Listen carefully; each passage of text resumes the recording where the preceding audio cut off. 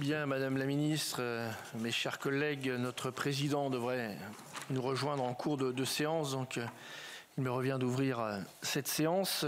Madame la Ministre, cher François, je pense que vous savez à la perfection ce qu'attendent les sénateurs d'une audition budgétaire et qu'il est superflu de vous présenter les modalités de l'exercice. Donc j'irai donc à l'essentiel. Le projet de budget qui est soumis à notre examen intervient dans un contexte particulier du point de vue de l'aménagement du territoire. En effet, la séquence 2026-2027 correspond aux termes fixés par les dispositifs emblématiques de contractualisation entre l'État et les collectivités territoriales. Il s'agit également de l'échéance fixée pour la grande majorité des programmes pilotés par l'ANCT. Cette année constitue donc un jalon incontournable pour repenser collectivement l'aménagement du territoire. Nous attendons donc avec un grand intérêt vos réponses et vos perspectives à ce sujet. Avant de laisser la place aux questions de mes collègues, je souhaitais, au nom du président de notre commission, vous interroger sur un point sur lequel notre commission est particulièrement mobilisée. Il est désormais certain que les crédits alloués au programme national Ponts ne suffiront pas pour amorcer la réparation de l'ensemble des ouvrages d'art qui avaient été diagnostiqués comme les plus en péril par le CEREMA. Donc dans ce contexte, ne serait-il pas, selon vous, opportun de pérenniser ce dispositif en créant une ligne budgétaire dédiée afin de capitaliser sur l'expertise développée en la matière et répondre à cet enjeu qui met en tension à la fois la sécurité et les finances des communes.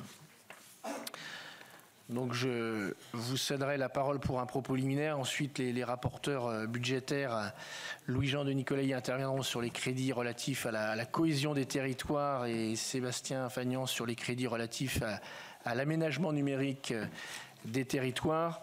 Et comme moi je ne pourrais pas rester jusqu'à la fin de votre audition, j'aurais aussi une petite question, pour faire écho d'ailleurs à un sondage qui est sorti dans la journée sur l'accès aux soins dans les territoires, qui est une préoccupation majeure et qui est aussi, et vous le savez, on a des départements voisins, une logique aussi d'aménagement du territoire. Et dans ce sondage du jour qui met en avant les préoccupations de nos concitoyens, je l'évoquais, 85% dans mon département qui se déclarent rencontrer des difficultés d'accès aux soins, d'accès aux urgences, et ça c'est une vraie fracture territoriale. Et donc Madame la Ministre, dans ce contexte où dans ce même sondage on fait état que les citoyens considèrent que les élus locaux peuvent agir, donc ma question serait celle-ci, c'est comment vous abordez cette thématique de l'accès aux soins dans les territoires et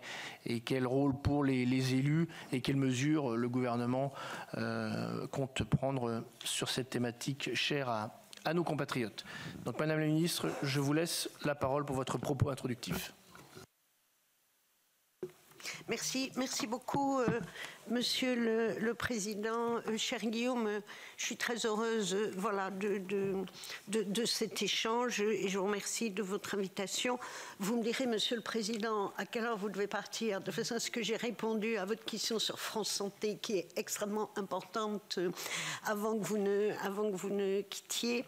Peut-être juste en introduction dire quelques mots. D'abord, nous sommes sur une période à deux temps, si je puis dire. On a un temps budgétaire, puisqu'on sait l'enjeu que la France dispose d'un budget, avec cette particularité que nous avons une situation budgétaire et financière que vous connaissez bien, et que pour faire ça, moi mon propos n'est pas d'aller chercher les responsabilités, c'est de trouver des solutions, mais de rappeler qu'il y a maintenant 50 ans, plus de 50 ans, que la France n'a pas connu de budget équilibré.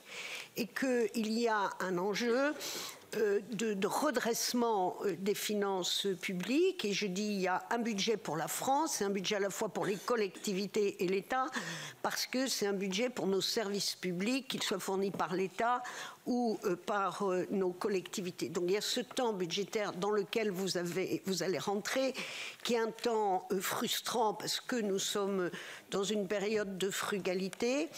Et c'est, le Premier ministre l'a dit, il y a une copie qui a été apportée.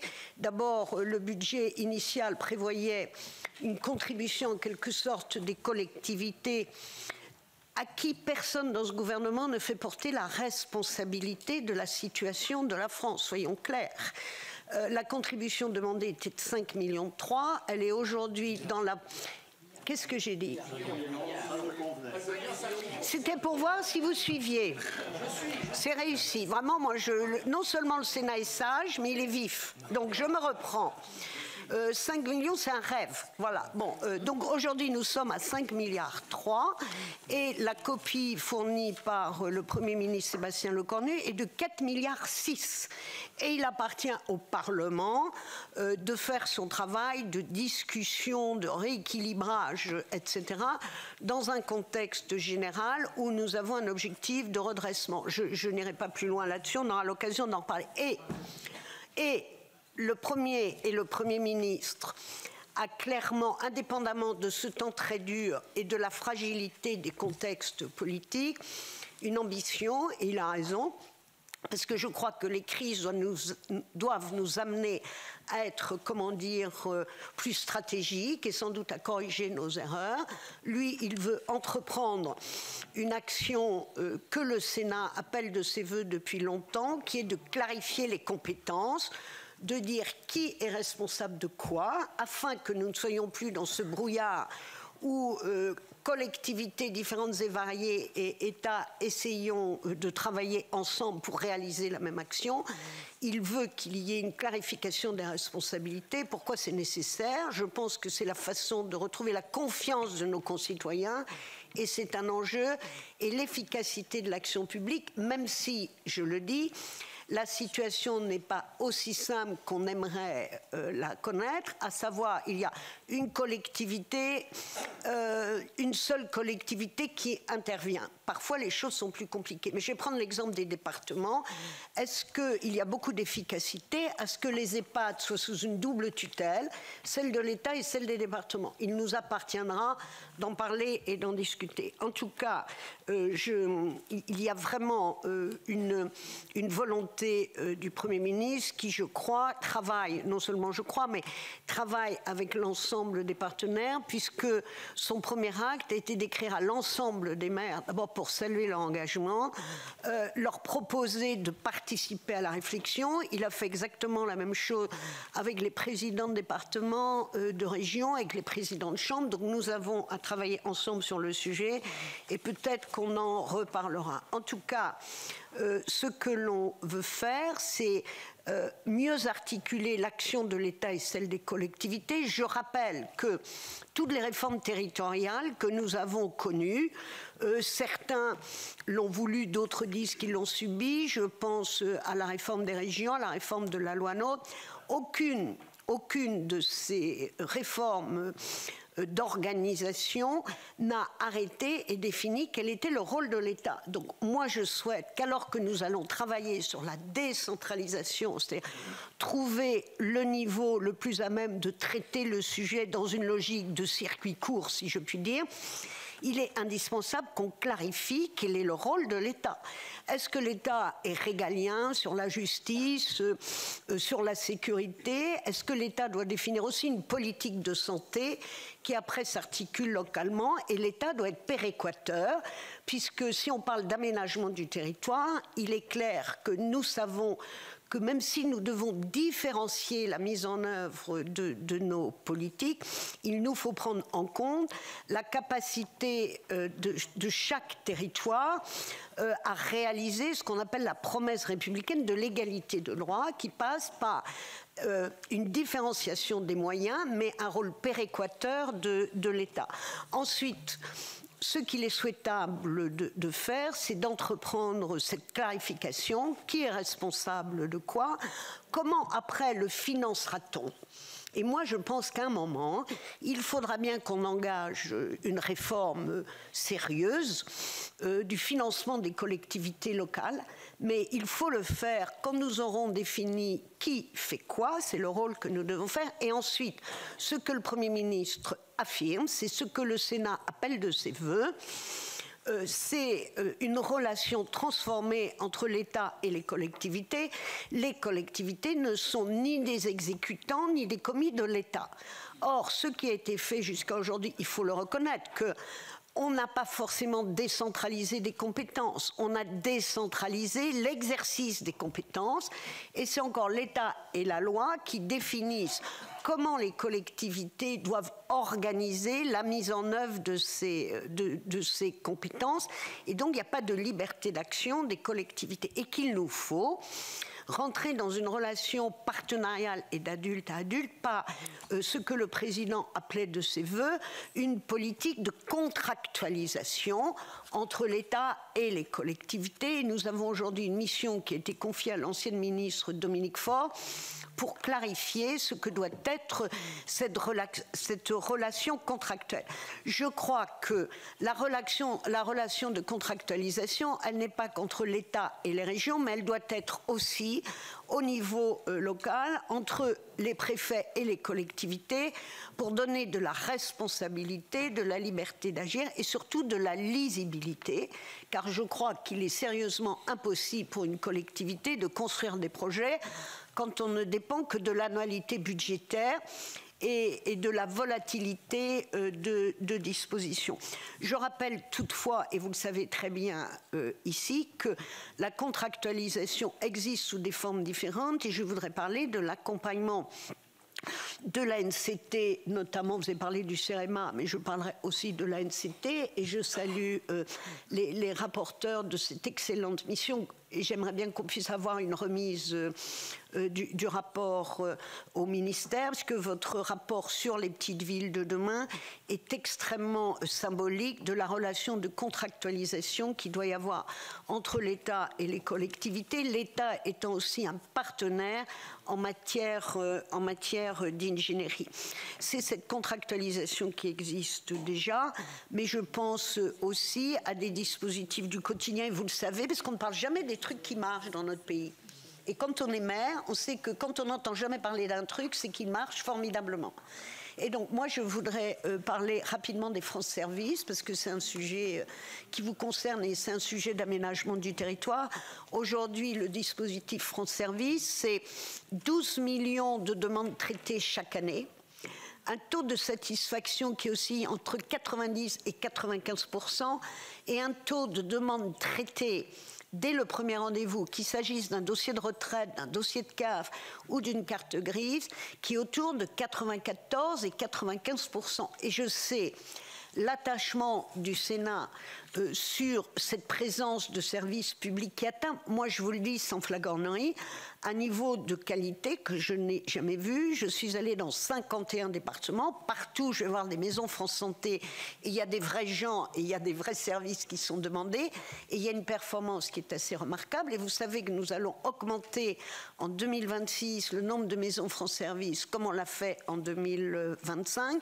Et nous augmentons la contribution de l'État et des partenaires. Alors peut-être que je peux aussi là, pour satisfaire votre question qui est très importante et qui est d'actualité, parler de France Santé.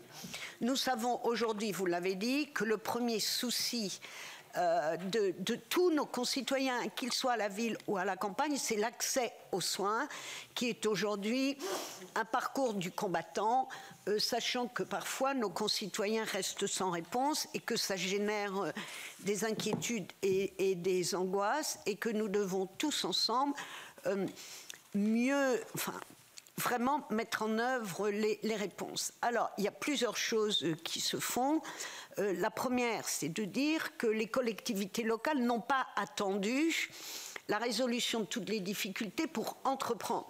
Nous étions l'autre jour dans la Manche, à 40 ans les Marais, où le Premier ministre a labellisé la première France Santé de France. Nous savons, vous savez, que ce sont les collectivités qui ont entrepris de créer des lieux où l'offre de soins pouvait être dispensée. C'est ce qu'on appelle les centres de santé ou les maisons les maisons de santé.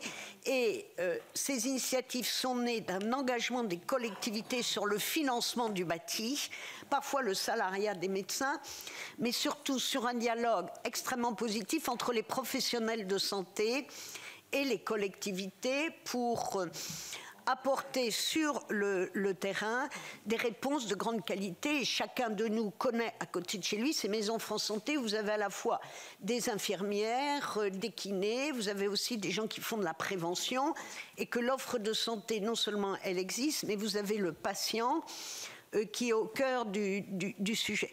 Donc on en a aujourd'hui un peu plus de 2000 dans notre pays, et que la volonté du Premier ministre, c'est de renforcer ce service par la labellisation de France Santé à l'image de France Service. Donc le Premier ministre a dit que seraient labellisées dans chaque département avant la fin de l'année entre 15 et 20 structures de santé. Alors ça peut être des maisons de santé, des centres de santé, parfois ce sont aussi des pharmacies ou des médicobus parce qu'il n'y a plus d'offres fixes, et que cette labellisation serait faite conjointement par les ARS, les préfets et les assos d'élus, c'est-à-dire le préfet est bien le chef d'orchestre des politiques de l'État à partir de 4 critères très simples.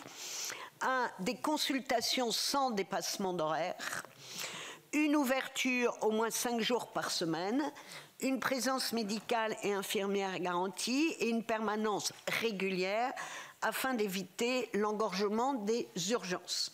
Et l'État s'engage à pérenniser cette offre qui a souvent été initiée par les collectivités, aussi avec l'aide de l'État, parce que beaucoup de territoires ont bénéficié d'aides en matière de DETR, notamment pour permettre les investissements, mais en tout cas l'État reconnaît la qualité de la fabrique locale, mais l'État s'engage soit à pérenniser les structures existantes ou à améliorer l'offre par une dotation de 50 000 € en fonctionnement pour les structures qui vont être labellisées. Donc entre 15 et 20 jusqu'à la fin de l'année, 2000 en 2026 et 5000 en 2027. Et vous savez que le gouvernement a présenté à l'Assemblée nationale la semaine dernière, dans le cadre du PLFSS, un amendement qui a été voté. Donc je pense que c'est une réponse très importante à laquelle s'ajoutent plusieurs choses. Ce que le Premier ministre François Bayrou avait annoncé, c'est-à-dire les médecins solidaires. Nous avons aussi la généralisation de l'expérimentation des options métiers de la santé qui ont été mises en œuvre dans certains lycées. La volonté de permettre que dans le temps, on ait dans chaque département une première année de faculté de médecine, parce qu'on sait que les médecins s'installent à 41% dans les territoires où ils ont été formés.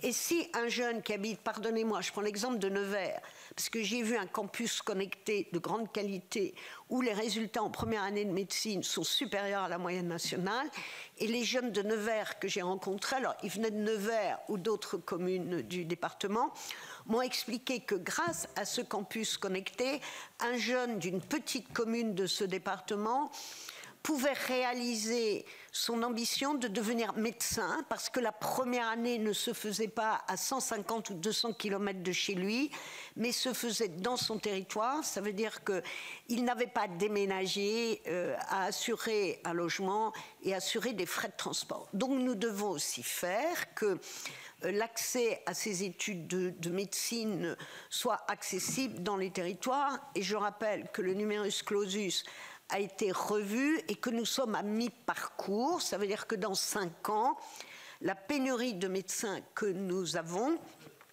sera partiellement résolue, et qu'il nous faut aussi encourager les infirmières avec les pratiques avancées, l'élargissement de tâches pour les pharmaciens, parce que les pharmacies sont un maillon très précieux de la présence de soins. C'est parfois le premier et le dernier maillon, donc il faut aussi que nous veillions à ça. J'espère avoir répondu avant que vous ne partiez, Monsieur le Président.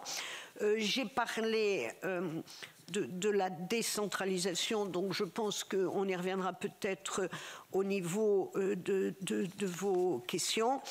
Je voudrais dire un mot sur sans doute la simplification. Parce qu'on parle beaucoup de décentralisation et on parle de déconcentration, c'est-à-dire le préfet qui est l'interlocuteur de nos collectivités. Et ça, c'est une disposition qui a été prise par le Premier ministre François Bayrou. Alors, ça a l'air de rien pour les gens qui ne connaissent pas, mais vous qui avez été élu local, vous savez que c'est le nerf de la guerre. Si le préfet est l'arbitre de toutes les politiques et de toutes les agences, on aura peut-être une cohérence et une plus grande facilité à agir des collectivités locales. Je pense que rien de tout ça dans l'efficacité de l'action publique, en tout cas la satisfaction, le degré de qualité de l'action publique pour chacun de nos concitoyens, ça passe par la simplification. Alors, plus on le dit, plus c'est difficile à faire et ça reste compliqué parce que nous ne cessons de produire des normes. Et nous produisons des normes pour protéger. Mais on protège tellement qu'on finit par empêcher l'action de se réaliser. Et que je pense que, enfin, c'est pas je pense, la proposition que je fais au Premier ministre, c'est de dire que nous devons travailler sur le stock de normes. Et ce que je propose, c'est que le Comité national d'évaluation des normes, que vous connaissez, parce qu'il y a des parlementaires, sous la houlette de Gilles Carrez, doit entreprendre avec les parlementaires une évaluation de stock de normes, domaine par domaine. Et on doit s'obliger à lever des contraintes. Je vais prendre un exemple très simple.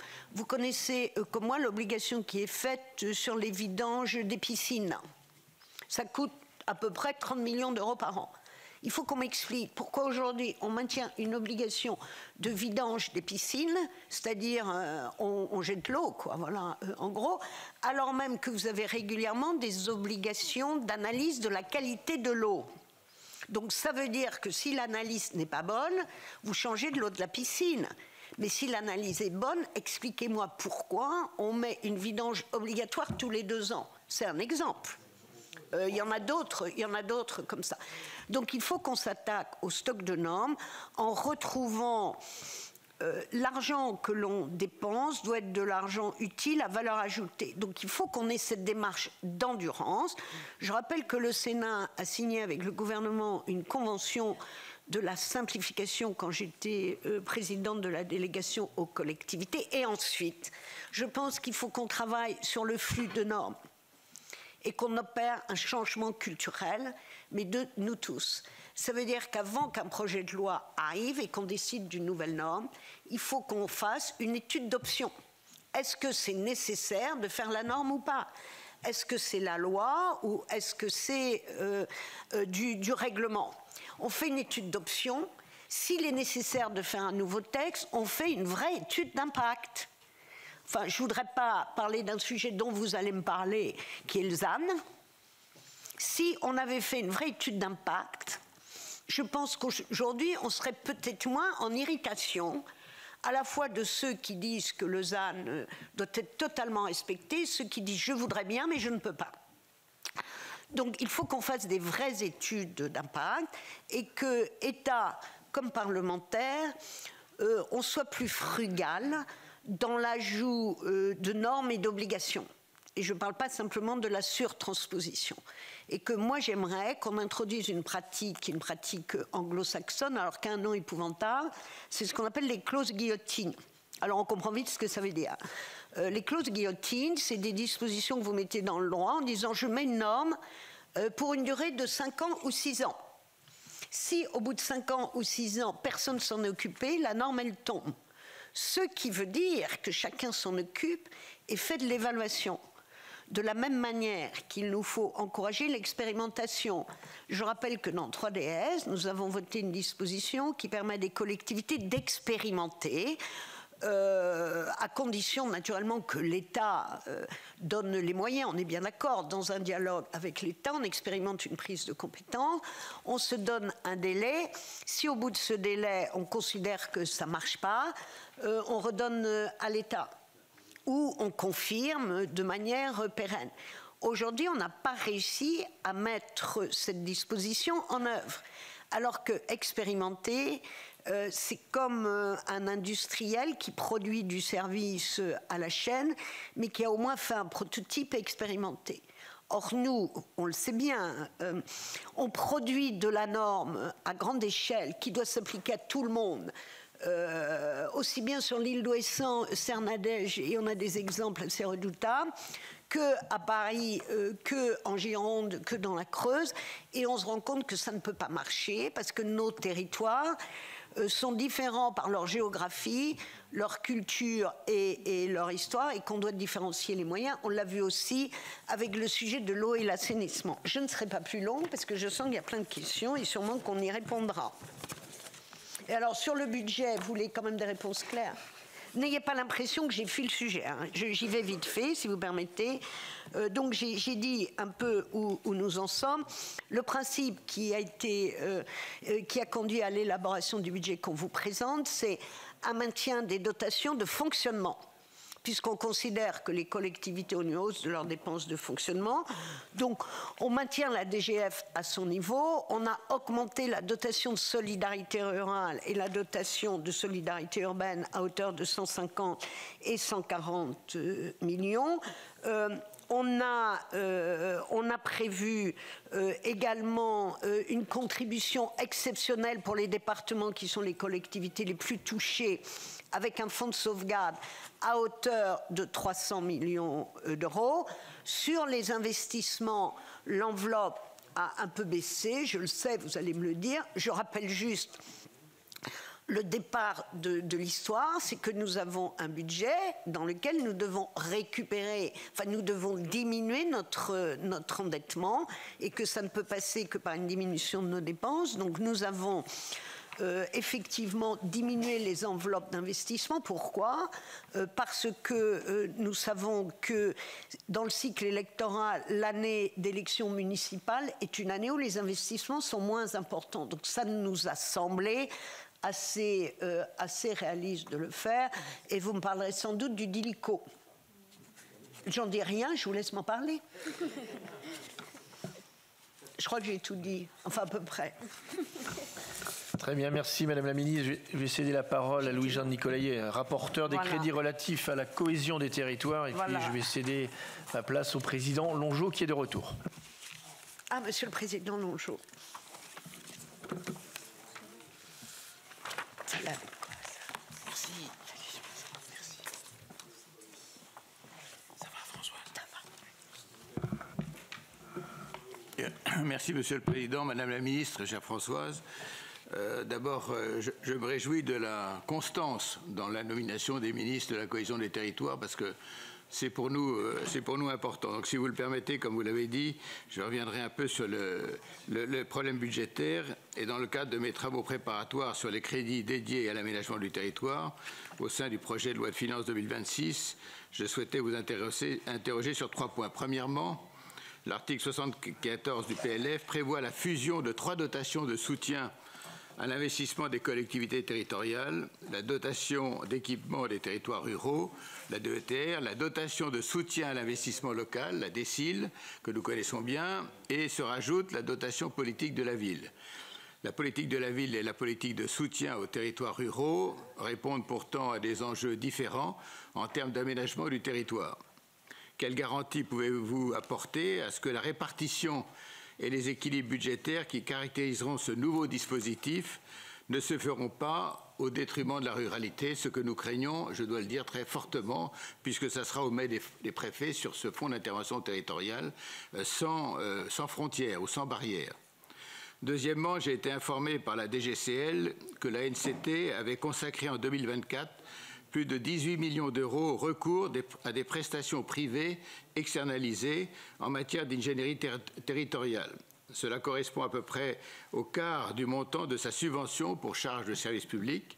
Ne vous paraîtrait-il pas opportun de changer de paradigme, de mettre fin à ce soutien public à de grands cabinets de conseil privés, de consacrer les montants correspondants au soutien direct à l'ingénierie territoriale des collectivités, comme le souhaite ma collègue Nicole Bonnefoy, par la création d'une enveloppe entièrement décentralisée.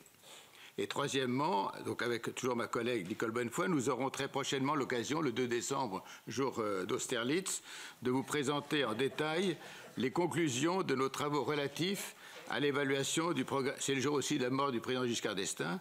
Alors oui, je peux en sortir plusieurs comme ça. À l'évaluation. Oui, oui. Oui, c'est le couronnement de Napoléon. Relatif à l'évaluation du programme Petit Lui de demain, ou PVD pour les intimes. Toutefois, je souhaitais en amont recueillir votre avis sur l'une de nos recommandations. Nous proposons de capitaliser sur la réussite de l'expérience PVD pour les petites centralités et les anciens chefs-lieux de canton, afin que cette vision globale, stratégique et prospective puisse essaimer à une échelle plus vaste. En s'appuyant sur des actions déjà amorcées, cette démarche qui succéderait à PVD pourrait s'appeler territoire de demain, si ce mot pensez vous allez. Et voilà, je vous remercie pour ces réponses. Merci, chers collègues. Madame la ministre, je vous laisse répondre. Merci, Monsieur le Président. Je vous salue et je vous remercie de votre invitation. Merci, Monsieur le Sénateur, cher Louis-Jean. D'abord, parlons de ce qui s'appelle le FIT. Fonds d'intervention territoriale, qui effectivement est une proposition du gouvernement pour réunir dans un fonds des dotations d'investissement que sont la DETR, la DSIL et aussi la dotation pour les... Alors, pourquoi y a-t-il eu cette proposition? D'abord parce qu'il y a une demande de simplification.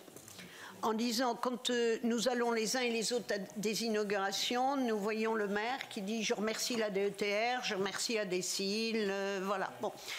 Donc, simplification. Ensuite, l'objectif était de permettre de s'assurer que l'enveloppe allouée à chaque département était consommée. Parce que j'attire votre attention sur le fait que dans certains départements, tous les crédits alloués en matière de dotation d'investissement ne sont pas consommés et remontent donc au national, ce qui veut dire que l'année suivante, quand on doit attribuer à un département des dotations, on tient compte de l'enveloppe consommée. Donc, l'idée était sans doute de plus élargir ce que les uns et les autres qui est en commission DETR connaissaient, c'est-à-dire ce que j'appelle la porosité positive des enveloppes. C'est-à-dire quand il n'y a pas de DETR, on donne de la DSIL. S'il n'y a plus de DSIL, on donne de la DETR. Ce qui permet, et nous le savons bien les uns et les autres, que d'une manière sérieuse, les préfets, avec l'aide des élus de la commission DETR, puissent servir le maximum de collectivités. Donc voilà l'origine de l'affaire, complétée par une insistance toute particulière de ma part, parce que je savais que j'allais rencontrer un jour les sénateurs, qui allaient dire mais c'est quoi ce FIT, d'insistance sur le fait qu'à l'intérieur de cette enveloppe qui permet de mutualiser pour mieux consommer, nous avions sécurisé notamment l'enveloppe de DETR. C'est-à-dire, il était inscrit que l'enveloppe de DETR pour 2026 ne pouvait être inférieure à ce qu'elle était en 2025 et toutes les collectivités éligibles à la DETR en 2025 le restaient en 2026. Donc nous avions en quelque sorte sécurisé la sous-enveloppe. Maintenant, je vois bien que le FIT tel que proposé ne génère pas un enthousiasme délirant. Voilà, il est proposé dans le budget, comme dit le Premier ministre, nous proposons, vous discutez, il paraît que vous disposez. Ensuite, sur l'ANCT, de manière générale, je sais, j'ai lu avec attention les rapports notamment du Sénat sur les agences. Je pense qu'on a un sujet global qui est celui de l'éparpillement de l'activité de l'État. Et que parfois on a l'impression qu'il n'y a plus de contrôle, c'est-à-dire l'État avec le Parlement, nous avons créé des agences et que les agences, où il y a des gens très bien qui font très bien leur boulot, cultivent assez naturellement la mise en œuvre de politiques sous forme d'une certaine peut-être indépendance d'esprit. Et qu'on a l'impression que les élus au bout du bout ne comprennent pas vraiment. Donc il y a pour moi nécessité que l'État reprenne le commandement, pour parler clair, reprenne le commandement de ses services et de ses opérateurs. Vous avez d'ailleurs c'est vous qui avez auditionné et adopté en quelque sorte le nouveau directeur de l'ANCT. Un des premiers messages que je lui ai passé, c'est de dire on a aujourd'hui beaucoup de commentaires sur l'action des agences de l'État. L'ANCT étant, je rappelle, l'agence qui ne peut être activée que par les préfets, c'est-à-dire il n'y a aucune commune qui peut directement contractualiser avec l'ANCT, donc ça nous sécurise sur le maintien du commandement de l'État, mais qu'en tout cas, moi je voudrais que vous nous fassiez des propositions d'évolution. Avant même que l'on dise on supprime toutes les agences, que supprimer les agents, alors ça peut faire les titres des journaux, on est tous contents parce qu'on a archi simplifié, et total, dans 3 semaines, on va dire ah oui, mais on n'aurait pas dû faire ça. Donc moi je pense qu'il faut engager des évolutions avec un seul objectif, c'est que ce que l'on va faire soit efficace et réponde à notre besoin. Je pense, comme vous, que dans toutes les agences, on a, pour des raisons sans doute justes, enfin moi je ne sais pas, recours à beaucoup d'agences privées. Je pense que ça mérite d'être interrogé aussi. Ça ne veut pas dire qu'il ne faut pas le faire, mais je pense que ça renvoie à la question de l'ingénierie que l'État met à disposition des collectivités. Et que nous avons vu comment Villages d'avenir, ce sont par exemple des chefs de projet qui sont des salariés de l'ANCT ou un peu du CEREMA, qui sont à disposition des communes. Sur Petite Ville de demain, on a choisi un autre modèle. Ce sont les collectivités qui embauchent des chefs de projet et l'État vient aider. Moi, je pense qu'à un moment, il faut qu'on évalue tout ça très tranquillement et qu'on se demande s'il ne faut pas réarmer dans les préfectures de département, un peu d'ingénierie. Comment, je ne sais pas. On ne va pas reconstituer dans toutes les préfectures un éventail complet de toutes les dispositions, ce qui nous amènera par exemple à parler du CEREMA. Sur les ponts, le CEREMA a une expertise technique de très haut vol, qui pour moi doit rester nationale, mise à disposition des collectivités quand il y a besoin, mais c'est vraiment une task force. Donc moi je suis OK pour qu'on regarde ce sujet, avec vous d'ailleurs, et que l'ANCT s'interroge là-dessus, et que j'ai une question de fond, comme vous, monsieur le sénateur, cher Louis-Jean, qu'on a commencé à traiter l'année dernière dans le projet de loi de finances. Dans le projet de loi de finances 2025, je vous remercie, vous avez maintenu l'enveloppe pour Villages d'avenir. Avec la même enveloppe, moi j'ai sollicité tous les préfets de département pour qu'ils me disent s'ils étaient en capacité d'accueillir d'autres communes dans Villages d'avenir. Nous en avons accueilli 460 de plus. Et comment on a fait? Moi, j'ai demandé à tous les préfets de se prendre, et je ne leur ai pas dit, vous devez m'en donner 10 ou 20 de plus par département. J'aurais dit, en fonction de l'avancement des programmes, est-ce que vous pouvez, est-ce que vous ne pouvez pas? Donc il y a des départements où on m'a dit, ça n'est pas possible, ça va l'être en 2026, parce que je pense comme vous qu'on a un sujet en matière d'aménagement du territoire. On ne peut pas, à mon avis, se contenter pendant un moment d'ériger en village d'avenir, en petite ville de demain, quelques villes. Je pense qu'on doit donner un avenir à toutes les centralités de manière pérenne. Et que moi, je ne sais pas si on doit reconduire Village d'avenir aux petites villes de demain. Vous savez que ces programmes vont jusqu'à Petite Ville de demain. On a garanti que le programme irait jusqu'à la fin de l'année 2026, alors qu'il devait s'arrêter en cours d'année. Maintenant, moi, je pense que c'est une interrogation dans la réflexion de décentralisation. Comment on fait? Je pense que cette initiative a été assez remarquable, parce que ça veut dire qu'à un moment, on a réarmé la ruralité, on a réarmé de la centralité, et très sincèrement, je pense qu'il n'y a pas d'avenir pour la ruralité et il n'y a pas d'avenir pour les villes si on ne construit pas une armature qui fait que vous avez des grosses centralités, des petites et des moyennes. Les chefs-lieux de canton, c'est la centralité où souvent il y avait un collège. Et ça n'est pas rien. Et moi, j'aimerais que sur l'ensemble du territoire, on retrouve cette armature urbaine qui nous permette d'avoir une ruralité forte et vivante. Parce que je voudrais juste dire un mot là-dessus. On a eu pendant des années un regard on va dire, concentré sur le fait urbain, parce que la société était comme ça, le monde devenait un village, donc il fallait redonner de la puissance à nos territoires urbains, mais qu'aujourd'hui, et ce n'est pas dans cette commission que je devrais le dire, vous êtes la commission de l'aménagement du territoire et du développement durable, et le développement durable de notre pays, ce sont les territoires, ce qu'on appelle la ruralité, mais c'est 88% du territoire qui vont nous permettre de l'atteindre, parce que c'est dans les territoires qu'on a la souveraineté alimentaire, qu'on a la ressource en eau et l'énergie, les énergies renouvelables. Ça veut donc dire qu'il faut que cette ruralité soit forte et vivante, parce que sinon vous n'aurez même pas un agriculteur qui viendra avec sa famille reprendre une ferme, parce que vous n'aurez pas de service, vous n'aurez pas vous n'aurez pas cette centralité. Donc il faut aujourd'hui qu'on travaille un peu différemment et qu'on s'assure que partout, dans tous les départements de France, on ait une ruralité forte et vivante parce qu'elle s'appuie sur cette armature urbaine où vous avez encore une fois le collège, l'offre de soins. Ensuite, vous avez une ville un peu plus grande, vous avez un hôpital ou que sais-je. Voilà. Il faut architecturer, et voilà. Enfin, voilà, faut faire ce truc. En tout cas, vous voyez ce que je veux dire. Voilà. Donc, moi, vraiment, je suis favorable à ce qu'on entreprenne ce travail avec vous sur comment on architecture tout notre pays pour faire que, quel que soit l'endroit où on habite, on a accès aux services. On voit ce que nous allons faire en France Santé, ce que l'on a fait en France Service et comment on développe des centralités.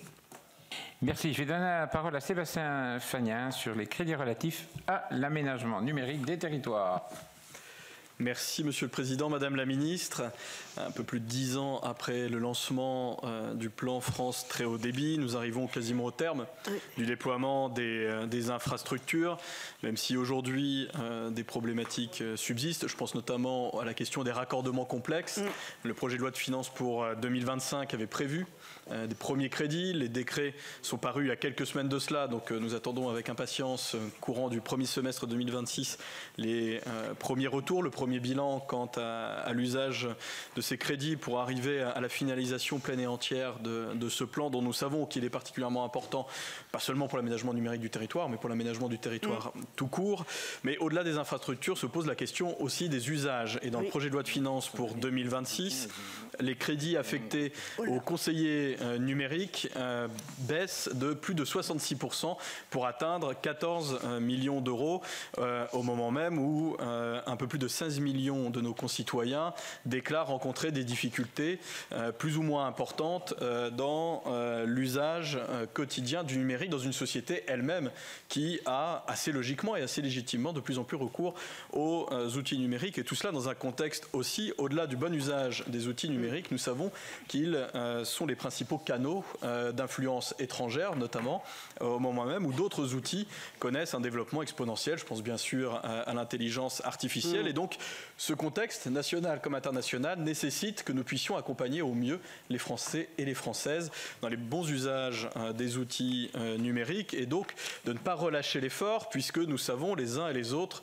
que les collectivités locales, comme les acteurs associatifs, ne pourront pas compenser la baisse des crédits d'État, et c'est purement et simplement une politique publique qui risque demain de s'éteindre si cette baisse de crédit n'est pas révisée. Je vous remercie. Merci, chers collègues. Madame la Ministre.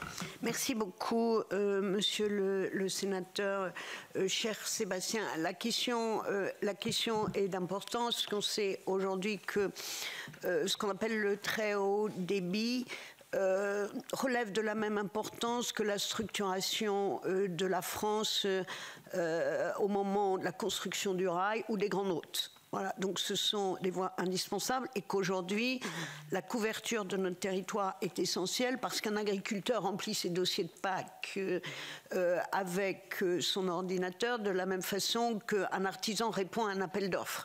Et qu'aujourd'hui, beaucoup de formalités, effectivement, au titre de la simplification, nécessitent d'avoir accès, d'être à l'aise avec le numérique. Alors, d'abord, je voudrais saluer l'ambition d'aménagement du territoire qu'a eu l'État avec les collectivités, notamment beaucoup de départements et les régions, puisque la France est le pays d'Europe qui a la meilleure couverture en très haut débit. Donc je dis souvent, on ne parle pas de ce qui marche, parce que ça marche, et tant mieux, mais moi je tiens à le dire, même si, vous avez raison, monsieur le sénateur, il reste des zones, ce qu'on appelle des zones blanches, un peu compliquées. Mais il faut déjà souligner ça. Ensuite, nous avons l'accès au numérique. Alors, 2 choses là-dessus. Je pense qu'on est un peu revenu d'un accès, on va dire, automatique à l'ensemble de l'accomplissement des tâches. Et on voit bien, notamment dans les maisons France Service, où je disais, c'est 12 millions, un peu plus de 12 millions de demandes traitées par an, où la force de France Service, c'est que vous avez un accompagnement humain. Parce qu'il se trouve que les personnes qui ont des difficultés, elles ont des difficultés, non pas simplement parce qu'elles ne maîtrisent pas la technique, et c'est le cas de nos aînés comme des jeunes. Les jeunes qui sont très à l'aise avec les réseaux sociaux sont tout aussi gênés, voire paralysés dans les formalités numériques que nos aînés. Donc, on a développé dans les maisons France Service pour ces personnes qui ont cette difficulté d'accès et qui souvent ont des situations personnelles très compliquées qui font qu'ils n'ont jamais le bon papier, ils ne peuvent jamais rentrer dans la case. Donc il y a tout un accompagnement humain dans les maisons France Service qui est, je crois, le premier succès de ces maisons France Service. On permet aux gens d'avoir accès, mais par un accompagnement individualisé et de qualité, ce qui rassure. Ensuite, on a effectivement cette éducation à l'usage du numérique et à la capacité à. On est, je vous le dis, dans un moment de frugalité budgétaire. Et moi, en disant ça, je ne me cache pas sous les mots. Ce n'est pas de l'austérité, c'est qu'il faut redresser notre pays, donc faire des efforts. Donc je pense que si, au titre des programmes divers et variés, l'effort est moins important au titre de l'aménagement du territoire, moi je vous invite très sérieusement à échanger avec ma collègue Anne Le Henanff, qui est sur ces sujets et qui est très volontaire en matière d'accompagnement. Et je pense que l'action, elle est aussi, vous voyez, dans l'éducation, c'est-à-dire je pense qu'à l'école, on doit, vous savez, on demande à l'école de former les enfants à beaucoup de choses. Je pense au permis vélo, etc. Je pense que si l'école permet à chacun de s'émanciper, ça doit être aussi le lieu où on doit s'assurer que chacun acquiert des compétences qui sont nécessaires, monsieur le sénateur. Merci, madame la ministre. La parole est à Jocelyne Antoine. Merci, monsieur le président. Madame la ministre, chère Françoise. Oui. Nous connaissons tous ici vos engagements pour la défense des collectivités locales et vous avez en grande partie répondu à certaines de mes interrogations aussi. Je vais faire très court parce que je pense qu'il y a une longue liste de collègues qui est inscrite pour les prises de parole. Je ne vous parlerai pas du DILECO, je ne vous parlerai pas du gel de la DGF, parce que je pense que les collègues vont largement vous en parler. Il y a 2 points qui chagrinent mes élus sur les départements ruraux. C'est en particulier l'ajustement du FCTVA et la possibilité pour les intercommunalités, je parle, bien que de droit elles puissent trimestrialiser, qu'elles ne retouchent pas le FCTVA à N+1, mais dans le courant de l'année. Parce qu'effectivement, ça pose un vrai problème au niveau budgétaire pour l'année de transition.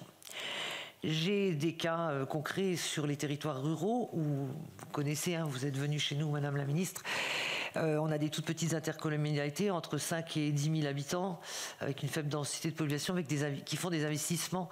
Et quand on fait un groupe scolaire à 6 millions d'euros et qu'on attend la TVA pour l'année prochaine pour faire la tranche 2, puisqu'il y a eu aussi une politique de répartition de la DETR au niveau de la commission de la DETR, parce que bon, pour se partager un petit peu entre toutes les collectivités, où on a fait de la planification avec des tranches, tranche 1, tranche 2, tranche 3. Donc quelque part, on a fait tout notre équilibre financier est basé sur effectivement le fait que quand on va attaquer la tranche 2, on va retoucher le FCTVA de la tranche 1. Or, avec cette mesure qui n'est qu'une proposition, et vous l'avez dit, il nous appartient à nous parlementaires d'en discuter, mais j'attire votre attention pour le cas où elle passerait sur un accompagnement de certaines collectivités qui n'arriveront pas à faire la jointure parce qu'elles ont investi et qu'elles sont en cours d'investissement et que ça pose de grandes difficultés. Alors c'est un petit peu des choses qui passent Et puis, j'avais une question un peu technique, mais je verrai peut-être avec vos services plus tard. C'est si, je dis bien si, puisque le budget n'est pas définitif, les diminutions de compensation. Alors, il y en a plusieurs. Hein. Il y a sur les locaux industriels au titre de la CFE pardon, et de la TFPB. Et puis, on a aussi sur la DCRTP et la FDPTP.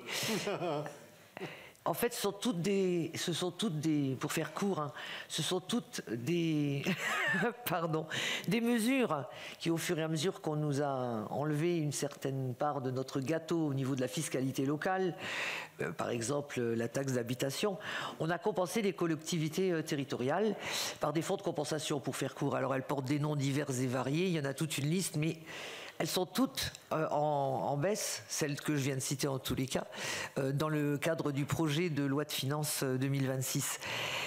J'ai des interrogations des présidents d'intercommunalités concernant celles qui sont en FPU et qui, effectivement, dans le cadre des CLECT, ont compensé les communes à l'euro près sur cet axe-là.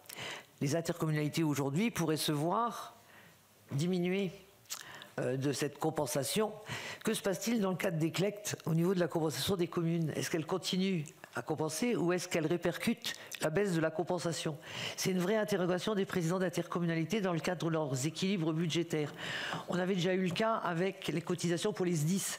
Hein, quand les intercommunalités ont pris la compétence incendie, à l'instant T, quand il y a eu les CLECT et les regroupements en 2017, les CLECT dans les intercos ont compensé les communes à l'euro près, et puis les cotisations SDIS ont continué à augmenter et il finit par y avoir un effet ciseau.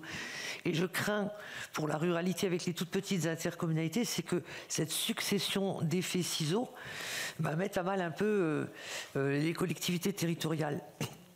Donc j'ai qu'une question, mais c'est plutôt, vous y avez déjà répondu, on est à la veille des élections municipales et du renouvellement des élus du bloc communal. J'entends une grande inquiétude des maires et des présidents d'interco. Madame la ministre, dans le cadre de ce projet de loi de finances, quel message souhaitez-vous adresser à nos élus locaux pour leur permettre de se projeter dans le mandat à venir et quelles sont les marges possibles pour alléger la contribution imposée? Mais nous avons bien compris que la balle était dans notre camp parlementaire. Voilà, et vous avez répondu en partie à ma première demande, à savoir comment répondre à nos élus pour les rassurer, Madame la Ministre, et je vous remercie. Merci, j'ai encore 10 demandes. Alors je vais donner la parole à tout le monde pour ne pas avoir de problème. Par contre, tout le monde posera sa question. Je ne suis pas sûr que la ministre puisse répondre, puisque nous devons clore à 15 h. La parole est à Stéphane Demilly. Merci, Président. Bonjour, Madame la Ministre. Bonjour, chère Françoise. J'avais 2 questions. La première, je vais la passer très vite. Vous y avez partiellement répondu. C'était pour parler du dispositif Petite Ville de demain, dont certains élus considèrent qu'il est quand même plutôt chronophage et générateur de nombreuses obligations un peu techniques. Mais la PVF vous a déjà saisi sur le sujet. Alors, je passe tout de suite à la deuxième question. La deuxième question concerne le programme Société numérique, qui est un programme important parce qu'il y a encore de nombreux habitants, vous le savez, qui rencontrent des difficultés pour accomplir leurs démarches administratives en ligne, accéder à leurs droits, à la santé, à l'éducation, etc. Et au-delà de France Service, dont vous avez parlé, chère Françoise, les mairies rurales et les associations locales manquent souvent de moyens pour recruter ou pour pérenniser les postes de conseillers numériques. Et les fractures territoriales, même si elles se réduisent, elles persistent encore dans certains territoires. Alors, Madame la Ministre, le PLF 2026 prévoit-il un renforcement des crédits alloués au programme Société numérique afin de pérenniser les postes de conseillers numériques, le déploiement des équipements, des formations et des lieux d'accompagnement de proximité? Merci. La parole est à Denise Saint-Pé. Merci Président, Madame la Ministre, chère Françoise. Le Premier ministre a appelé dans sa déclaration de politique générale à un nouvel acte de décentralisation. Vos services auront donc à rédiger le texte de loi qui portera ce sujet, ainsi que les textes d'application qui en découleront. Pourriez-vous me dire ce que cette réforme envisage pour les syndicats d'énergie? Je vais exprimer plus clairement ma crainte. Il ne faut pas qu'il soit soient sacrifiés sur l'autel de la simplification, car leur travail est spécifique et essentiel en ce qu'il correspond à l'attente et à la réalité des territoires de France. La décentralisation, oui, mais sans casser ce qui fonctionne bien, ce que vous avez appelé en propos liminaire de votre intervention, ce qui marche dans notre pays. Je vous remercie. Merci, je partage tout à fait. La parole est à Olivier Jacquin. Merci Président. Merci pour vos propos Madame la Ministre. Je me contenterai de 2 questions. Et la première est pour moi essentielle. Serez-vous la ministre qui réussira la réforme de la petite redevance des mines versée par les industries du sel? Alors ce petit sujet, car il concerne 20 communes de mon département où exploiter le sel dans les profondeurs repose sur une fiscalité tout à fait obsolète puisque elle prévoyait cette recette aux communes dans lesquelles résidaient 10 mineurs de fond. Or, il n'y a plus de mineurs de fond puisqu'on exploite le sel par saumurage en envoyant de l'eau au fond. Alors, même des communes comme Ainville-au-Jard ou Varangéville qui ont des grosses exploitations du sel ne touchent plus la redevance des mines alors que leur sous-sol est exploité. Alors, depuis 2017, je travaille avec tous les ministres. Ça a failli marcher avec votre prédécesseur, Madame Vautrin, qui avait prévu un amendement qui arrivait 10 minutes trop tard. Avec Monsieur Rebsamen, il devait y avoir un article dans le PLF et puis il n'est plus là. Et vous, réussirez-vous un amendement ? Voilà, la réponse à cette question est essentielle. J'ai une deuxième question sur la Poste. J'ai été interpellé par mon président de commission départementale de présence postale. On déplore un projet de moins 44 millions d'euros à la mission aménagement du territoire de la Poste, qui passerait de 122 à 76 millions d'euros. Une somme très importante pour le maillage postal. Envisagez-vous de corriger ou de rétablir ce dispositif? Merci beaucoup et j'attends votre réponse avec optimisme sur le premier point. Ce serait pas mal non plus sur le deuxième aussi, si elle pouvait répondre avec optimisme. La parole est à Hervé Gillet. Merci, Monsieur le Président. Madame la Ministre, donc au préalable, vous indiquez que la France présente depuis 50 ans des budgets effectivement déficitaires. C'est juste, mais reconnaissez quand même que les exercices 2025 et 2026, s'ils ne sont pas un cas unique, sont quand même un cas ou des cas plutôt exceptionnels. Quand même une situation particulière. Pour revenir sur votre déclaration au niveau du FIT, j'ai assisté à la dernière Assemblée générale des maires ruraux. J'ai cru comprendre que votre ministre délégué n'était pas forcément très chaud d'ailleurs par rapport à cette mise en place. Donc vous avez ouvert au niveau d'un débat parlementaire, mais pour être plus précis, est-ce que vous seriez pour un report dans ce cas de figure, puisqu'on a les élections municipales en plus qui sont prévues en 2026, je ne sais pas s'il est vraiment pertinent aujourd'hui de mettre en place ce fonds qui pose quand même un certain nombre de questions.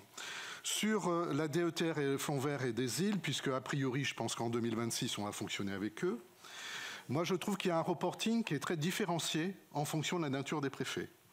Et quand on dialogue avec les collègues, on n'a pas le même niveau d'échange et d'information sur la mise en œuvre de la DETR, du DESIL, et notamment du fonds vert, qui est sans doute un des fonds qui est le moins transparent dans la mise en œuvre à l'échelle des départements.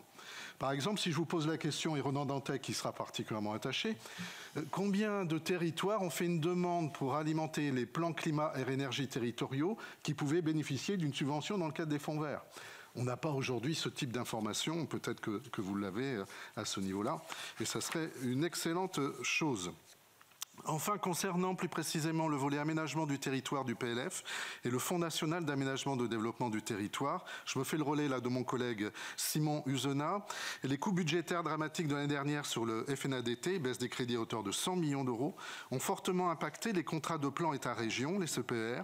Les collectivités ont été contraintes de suspendre des projets et l'augmentation prévue dans le PLF 2026, plus 5 millions d'euros en autorisation d'engagement, plus 43 en CP, ne permettra pas de rattraper les retards. Et donc ça interroge sur les suites que le gouvernement entend donner à cet outil de contractualisation important entre l'État et les régions. Si vous pouvez nous éclairer sur ce sujet, Madame la Ministre. Je vous remercie.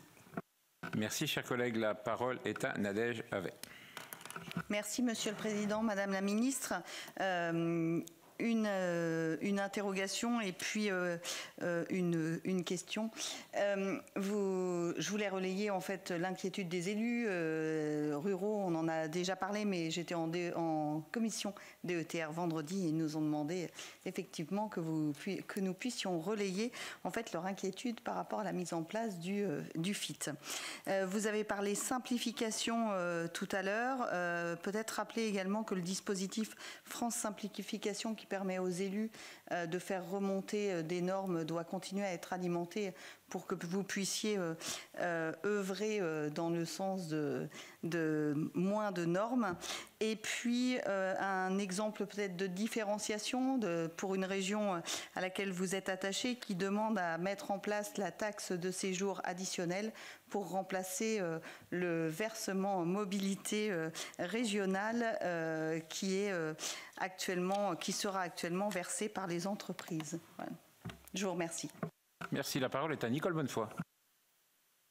Président, Madame la Ministre, je vais être courte. Vous avez parlé, et Louis-Jean également, du programme PVD.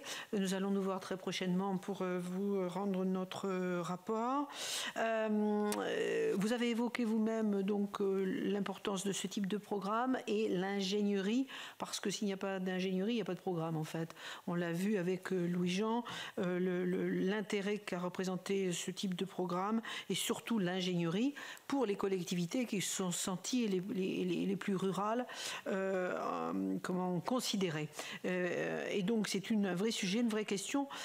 Et d'ailleurs la baisse des crédits de la NCT en particulier avec la baisse des plafonds d'emploi nous inquiète parce que c'est de l'ingénierie, comme nous inquiète également, et on est plusieurs à être intervenus sur le sujet, les difficultés de collecte de la taxe d'aménagement, voire l'assiette de la taxe d'aménagement qui se réduit, avec évidemment le ZAN, les choses ne vont pas s'arranger, et donc une fiscalité moindre pour l'ingénierie locale que sont les CAUE, et vous connaissez l'importance de cette ingénierie pour venir aider les collectivités, mais pas que, à s'adapter au changement climatique. Vous parlez de ruralité forte et vivante, ça me touche, parce qu'on essaie les uns et les autres, et donc sans cette ingénierie, on ne pourra pas. Donc d'où l'importance d'y réfléchir et de voir pour mieux faire les choses. Et évidemment, vous nous proposez d'y travailler. On va le faire avec Louis-Jean et donc on se verra pour cela le 2 décembre. Sur France Santé, vous avez déjà répondu, mais mon dernier commentaire, et sous forme de question également, ça concerne la compétence des collectivités, celle des départements en particulier.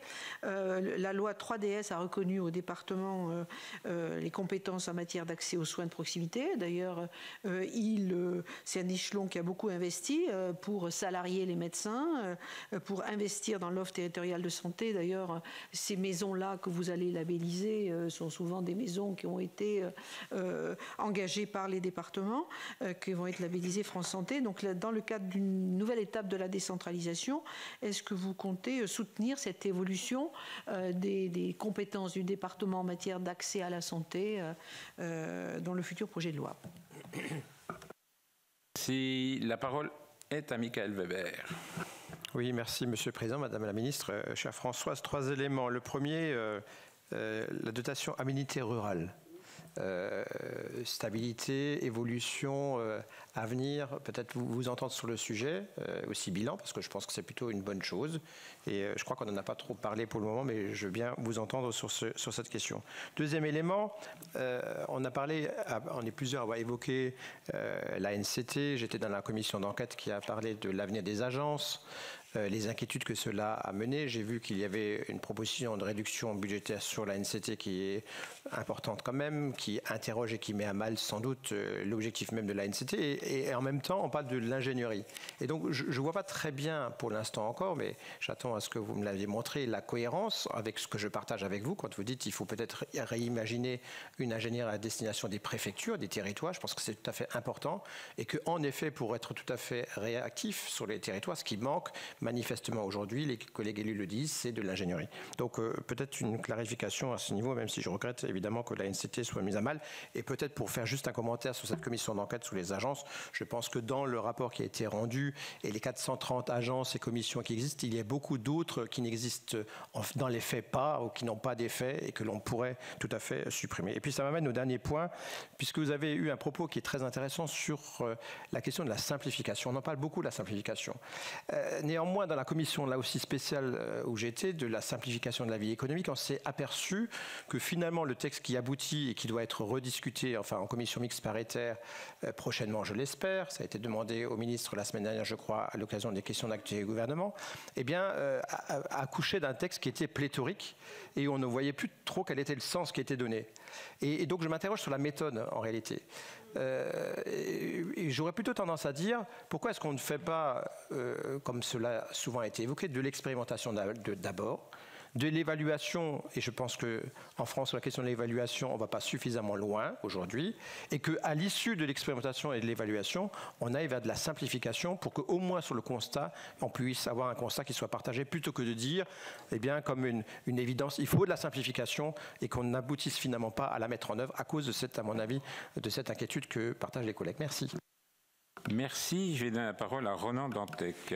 Oui, Monsieur le Président, Madame la Ministre, j'ai bien entendu votre propos sur le fait de dire qu'il fallait une relation d'adulte à adulte entre l'État et les collectivités territoriales. Je ne peux qu'aller dans le même sens, sauf que ce qu'on voit arriver, c'est un peu l'inverse. Donc je reprends le terme d'interrogation sur la cohérence de Michael. J'en prends deux exemples sur lesquels on a besoin quand même de vos éclaircissements.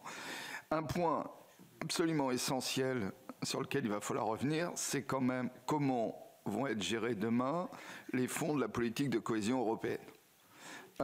Qui est un point quand même absolument essentiel. On voit bien le phénomène de renationalisation des fonds à l'échelle européenne, mais comment l'État français va derrière lui redéployer ces fonds? Est-ce qu'il va en garder la maîtrise? Est-ce qu'il veut les redonner de nouveau aux régions? Ça, c'est extrêmement important qu'on ait quand même votre vision, parce que là, c'est quand même un retour en arrière sur ce que... justement, vous nous répondrez. Et ensuite, Hervé Gillet serait étonné si j'en parle pas, le fonds territorial climat, que vous souvenez, vous avez dû le voter, comme nous tous, puisqu'on a dû le voter à l'unanimité au moins 7 ou 8 fois ici au Sénat. Ce fonds est supprimé dans le projet de loi de finances avec un espèce de verbiage de Bercy pour l'expliquer qui tient un peu de l'intelligence artificielle en rodage. En fait, c'est absolument incompréhensible. Mais ce fonds, il coche à peu près toutes les cases de ce qu'on vient de dire. Un, on fait confiance au territoire puisque c'est un fonds qui ne fonctionne pas comme le fonds vert sur un appel à projet, mais sur une dotation. Et on a parce que faute d'analyse par l'État, j'ai quand même mis un peu mes équipes. On a d'excellents exemples d'excellent fonctionnement de ce fonds. Il est totalement consommé en Loire-Atlantique. À La Rochelle, par exemple, l'Interco l'a redistribué sur 8 collectivités différentes avec à la fois de l'investissement et de l'ingénierie. Donc il a très bien marché. Là où, et je vais dans le sens d'Hervé Gillet, il y a des endroits où le préfet ne l'a pas vraiment mis en place. Mais là où le préfet l'a mis en place, ça a extrêmement bien marché. Malgré tout, l'État veut le supprimer.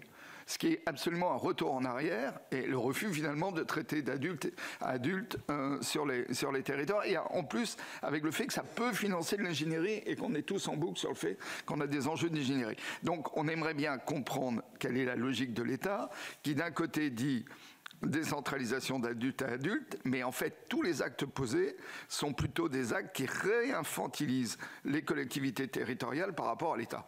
Donc si vous pouvez... Je sais que le fonds vert et donc le fonds de dotation climat n'est pas chez vous, mais si vous pouvez quand même le pousser, ça éviterait qu'on soit obligé au Sénat de recommencer pour la 9e fois de le remettre sur la table. Merci. La parole est à Alexandre Huizey. Merci Monsieur le Président, Madame la Ministre. Ma question portera sur le programme Nouveaux lieux, Nouveaux liens. Ce programme, il a des crédits qui sont en très forte baisse en 2026, puisqu'ils étaient de 13 millions d'euros en 2025 et qu'ils sont aujourd'hui de l'ordre de 700 000 euros dans ce qui est prévu dans le budget. Vous disiez tout à l'heure que le pays souffre d'une épidémie de solitude, et en ça vous avez raison. Vous avez cité la question de la ruralité, et en ça vous aviez encore raison. Mais sur la question des tiers-lieux en particulier, vous avez près de 40% des tiers-lieux qui aujourd'hui sont dans la réalité, participent de cette ruralité vivante que vous évoquiez, avec plus de 13 millions de personnes qui bénéficient de leurs activités. Donc ma question, elle est simple. Qu'est-ce que vous pouvez nous dire de cette baisse de crédits? L'année dernière, le Sénat, dans sa sagesse, avait remonté les crédits qui sont alloués à cette mission. On sait qu'on parle de structures dont les plans de développement sont parfois fragiles, limites, et sur lesquelles de telles baisses peuvent avoir des conséquences très importantes. Et puis je crois qu'il y a aussi une question de continuité de l'action publique. On ne peut pas avoir pendant des années promu ce type de structure et puis aujourd'hui arrêter de manière brutale en réalité, puisque 700 000 euros c'est vraiment une forme d'extinction du programme, ce type de projet. Donc je voulais vous entendre sur ce sujet. Je vous remercie. Merci. Je vais donner la parole à Alain Dufour. Merci, Monsieur le Président. Merci, Madame la Ministre, chère Françoise. Donc, rapidement, 2 questions très brèves. Nous avons voté au Sénat la loi sur le ZAN, la réforme avec la PPL Trace. Je voudrais savoir quel était aujourd'hui son devenir au niveau de l'Assemblée nationale. Est-ce qu'elle sera examinée prochainement? Première question. Et la deuxième, nous avons voté le statut de l'élu local avec une augmentation des indemnités concernant les maires et adjoints. Mais aujourd'hui, je suis interrogé pour savoir s'il y aura la dotation suffisante justement pour permettre ces rémunérations, notamment dans les petites communes. Merci. Oui, il faut déjà savoir s'il va passer à l'Assemblée. Jean-Yves Roux. Merci, Monsieur le Président. Madame la Ministre, chère Françoise, j'ai une question et un peu un constat. Vous parlez beaucoup tout à l'heure de l'étude d'impact au niveau de la prise des compétences. Vous avez pris des exemples comme quoi on manque d'études d'impact avant de transférer ou de faire un dossier. Aujourd'hui, on a un fonds qui s'appelle le FNADT. Le FNADT est versé à travers une enveloppe qui est attribuée régionalement. Et c'est le préfet de région qui gère cette enveloppe. Pouvez-vous nous indiquer si cela ne serait pas possible que ce soit le préfet du département qui gère, qui est au plus près de la proximité? Quand une collectivité veut réaliser une étude, on est obligé de demander au préfet de région pour savoir si c'est possible d'avoir des fonds au FNADT. Et en fait, on ne simplifie pas, on rallonge vraiment les procédures qui sont vraiment de lourdeur administrative. Et la deuxième chose, est-ce que vous pouvez nous confirmer que les crédits du FNADT qui seront rétablis en 2026, faute de quoi les CPR et les CPER risqueraient de disparaître? Je vous remercie. Y a-t-il d'autres prises de parole? S'il n'y en a pas, je propose à Madame la Ministre de vous répondre. Merci. Merci beaucoup, Monsieur le Président. Merci à chacun pour l'importance et la qualité de vos questions. Je vais essayer de répondre à chacun, donc je serai un peu brève. N'hésitez pas, si ensuite vous avez des questions plus particulières à interpeller le ministère, on traitera les choses. Alors d'abord, Madame la sénatrice, vous évoquiez la question du changement sur le FCTVA. L'idée, c'est d'aligner les intercos sur les communes. C'est-à-dire aujourd'hui, les intercos ont en quelque sorte un régime, un dispositif plus favorable, tant mieux. Mais dans la période où nous sommes, nous voulons un peu harmoniser les choses. J'ai bien entendu cette question de l'année de transition, c'est bien le problème de l'annualité budgétaire. Et qu'à chaque fois qu'on change de système, il y a effectivement une année de transition, ce qui m'amène de façon générale à dire que moi je suis favorable à ce que chaque collectivité, y compris de la commune à la région, puisse à un moment contractualiser avec l'État à partir d'un projet de territoire qui est issu d'une campagne municipale et que l'État dise, voilà, sur les 3 ans, voilà ce sur quoi je vous aide pour donner de la lisibilité. Ensuite, sur les CLECT, alors il y a une question, effectivement, les CLECT ont été faites à un moment où il y avait une donne législative. La CLECT est un peu bouleversée parce qu'il y a une modification de la législation. Moi, je dirais d'une manière un peu simple, mais que je crois, c'est-à-dire il appartient au territoire de revoir les conditions d'impact financier en fonction des dotations et rien n'interdit de revoir les choses à l'intérieur d'un pacte financier que chaque interco peut dessiner. Stéphane Demilly parlait de la société numérique, on en a parlé. Moi, je vous livre mon sentiment. C'est-à-dire, je pense qu'à un moment, l'État impulse, accompagne, mais qu'il faut qu'à un moment, pour que l'État puisse aussi développer d'autres politiques, le relais soit pris. On l'a vu sur le très haut débit où l'État a impulsé, à un moment les départements ont pris, et aujourd'hui, l'accompagnement numérique de chaque territoire et de chaque personne doit glisser, je pense, dans dans une organisation de fonctionnement, c'est-à-dire dans une mairie. Aujourd'hui, la personne qui est à l'accueil avant et qui renseignait, elle est aussi aujourd'hui en accompagnement de réalisation d'opérations et les métiers changent. Denise, sur les syndicats. Alors moi, je ne suis pas celle qui va couper les têtes, hein. C'est-à-dire que la décentralisation, ça n'est pas pour moi la une des journaux. On a dit « Oh, c'est magnifique, on a supprimé ci, ça et ça ». Moi, ce que je veux, c'est que ça marche. Si dans des territoires, il y a des syndicats d'énergie, on les garde. Oui. Il y a aujourd'hui des départements qui souhaitent pouvoir porter à la demande des collectivités les réseaux d'énergie, comme les réseaux d'eau et d'assainissement. Eh bien, permettons aux territoires de le faire. Moi, je ne veux pas du tout être dans l'esprit de la loi NOTRe où on va décider ici que tout le monde va faire pareil. Il faut, encore une fois, reprendre l'obsession du Premier ministre. Il faut que ce soit efficace et utile. Si ce qui existe est parfait, il n'y a pas de raison de le bouger. Si les élus veulent modifier le périmètre, ils pourront le faire. Il faut qu'on regarde ce qui marche, comme un exemple. Ensuite, monsieur le sénateur Jacquin, j'ai bien entendu la redevance des mines. Je ne sais pas ce que je serai, parce que je ne connais pas ma durée de vie à la fonction où je suis aujourd'hui. Vous avez vu que ça tourne rapidement. En tout cas, j'ai bien pris le point. On a eu l'occasion d'en échanger. Et je souhaite que l'on puisse regarder dans le PLF les réponses qu'on peut apporter. Sur la Poste, j'ai entendu les 44 millions. C'est un sujet qui aujourd'hui est porté par Bercy. Je pense que nous sommes nombreux. D'ailleurs, il y a une lettre qui date de cette semaine du président de l'association des maires qui s'émeut du sujet. Donc je l'ai en tête. Ça ne veut pas dire quand je dis que je l'ai en tête, j'ai la réponse positive, mais on s'est bien compris. Hein.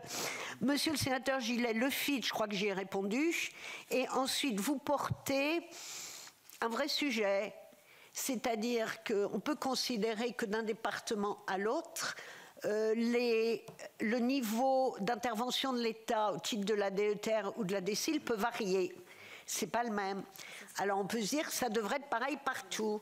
Moi je défends, non, je sais bien que vous ne l'avez pas dit, mais c'est ma façon de répondre à votre question, l'uniformité n'est pas l'égalité. Moi je pense que si on a instauré une commission de DETR, c'est parce que les élus locaux et les parlementaires doivent être à même de décider que localement, la priorité, par exemple, à la rénovation thermique des écoles, et qu'on va y mettre de la DETR et non seulement du fonds vert. Donc, effectivement, mais je vous ai dit, je sais, parce que j'ai siégé à la DETR.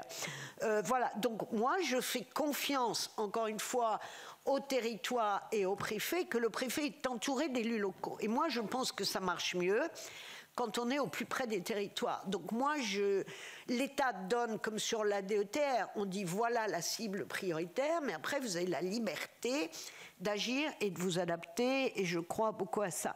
Alors, Nadège, j'ai bien entendu le fit, c'est un sujet... Alors, vous savez ce que ça veut dire en anglais, ça fit, ça veut dire ça va bien. J'ai bien entendu que vous aviez des avis sans doute un peu différents. France Simplification, moi je suis OK pour nourrir, et ce que je voulais proposer en simplification comme en décentralisation, c'est que des commissions comme les vôtres fassent aussi des propositions. Sur la décentralisation, on a tous les rapports, notamment du Sénat. On va voir le 15 novembre les retours des préfets. On a le retour de toutes les assos d'élus. Et moi, c'est pas moi qui vais inventer Boulevard Saint-Germain décentralisation. J'ai pas la prétention et je saurais pas faire. Je dis que c'est quelque chose qu'on doit construire ensemble. Et vraiment, moi, je serais très heureuse qu'à un moment, on ait avec vous un échange qui peut être une restitution des propositions qu'on a eues, nous en débattions et que vous proposiez. Alors, on a un temps très contraint, parce que vous avez vu que le Premier ministre, il veut déjà avoir des éléments en décembre. Mais c'est une proposition que je fais spontanément là au président. Taxe d'aménagement, on a un gros problème. Il y a deux problèmes. Madame la sénatrice Bonnefoy, vous avez raison. Le premier problème, c'est qu'on a transféré à la DGFiP un truc, et c'était pas mûr. Bon, voilà, donc ça, pas du tout. Donc moi, je vous invite à contacter vos DGFiP et avoir des infos par département et Bercy est sur le sujet, mais faites-le. Et qu'ensuite, je pense qu'on a un problème d'assiette. Et moi, je vous invite à revoir le sujet. Et en plus, quand vous dites aux gens, vous déclarez, quand vous aurez fini les travaux, il y a des gens qui ont oublié et d'autres qui se disent... ce qu'ils disent, voilà. Mais il y a un truc sur le fond, sur la décentralisation. Donc moi, sur les compétences... je dis là encore qu'il faut qu'on sache qui fait quoi, mais qu'il y aura des adaptations. Voilà. Mais je pense qu'il faut de la cohérence. Quand les régions me disent, nous on est compétences en matière économique, il faudrait qu'on ait plus de compétences en matière d'emploi et d'orientation, ça me semble cohérent. Que les départements disent, nous on voudrait être sur les réseaux, c'est ce qu'on a fait en matière d'eau et d'assainissement. C'est parfois ce qui existe en matière d'énergie, c'est ce qui existe en matière de route. Donc franchement, moi Oui, alors il y a les ARS qui disent non mais la santé, ça peut aussi être à l'échelle des régions. Et puis vous avez beaucoup de maisons France Santé qui ont été portées par des communes ou des... C'est très variable d'un territoire à l'autre. Donc moi, je pense qu'il faut un chef de file. Et après, par territoire, on s'organise. Monsieur le sénateur Weber, Monsieur le Président, les aménités rurales, je suis heureuse que vous en parliez. Nous sommes passés de 40 millions à 110 millions, il faut quand même le dire. Et le rappeler, aucun de nous n'est amnésique, et vous, je sais que vous n'êtes pas du tout. Je pense que si on a un autre regard sur l'apport de la ruralité, je vous ai dit tout à l'heure, souveraineté alimentaire, eau, énergie renouvelable, moi je pense que quand on va retravailler les dotations, il faut savoir reconnaître ça, et que les aménités rurales, ça n'est pas seulement... que ces communes qui sont fer de lance. Enfin, moi, c'est une interrogation en tout cas que je porte. La réduction du budget de la NCT. Alors, je suis un peu simpliste dans mes réponses. C'est pas parce que vous supprimez des trucs que vous allez faire moins bien.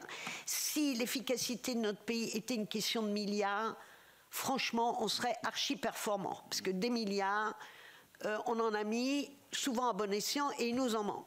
Moi, je pense que la frugalité budgétaire nous oblige, comme dans notre commune, à nous interroger est-ce que ça marche ou est-ce que ça ne marche pas.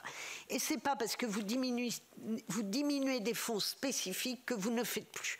Donc moi, j'invite à regarder tout ça et je rappelle quand même qu'on a une dette qui, ça va faire plus d'une heure qu'on est ensemble, pendant une heure, la dette a augmenté de 12 millions d'euros. Donc je pense qu'il faut qu'on stoppe ce truc-là et qu'on s'oblige à être...